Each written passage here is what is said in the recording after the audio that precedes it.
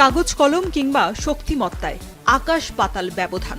একপাশে আন্তর্জাতিক অভিজ্ঞতায় সমৃদ্ধ কিরগিজস্তানের মুরাস ইউনাইটেড, অন্যদিকে বাংলাদেশের উদীয়মান শক্তি ফর্টিস এফসি। কিন্তু মাঠের লড়াইয়ে সেই ব্যবধান এক নিমিষেই উধাও। ঘরের মাঠে ৮ বিদেশি ফুটবলার নিয়ে মাঠে নামে ফর্টিস। কিংস অ্যারেনায় শুরু থেকেই আক্রমণ পাল্টা আক্রমণে চলে দু দলের এগিয়ে যাওয়ার লড়াই। ম্যাচের ২২ মিনিটে লিড নেয়ার সুবর্ণ সুযোগ হাতছাড়া হয় স্বাগতিকদের। ওমর বাবুর নেয়া বাপায়ের শট সাইড পোস্টে লেগে প্রতিহত হলে হতাশ হয় গ্যালারি। অন্যদিকে বিরতির পর মুরাস ইউনাইটেডের একের পর এক আক্রমণ চীনের প্রাচীর হয়ে রুখে দেন ফর্টিসের শ্রীলঙ্কান গোলরক্ষক সুজন পেরেরা। অবশেষে অপেক্ষার অবসান ঘটে ম্যাচের ৫২ মিনিটে।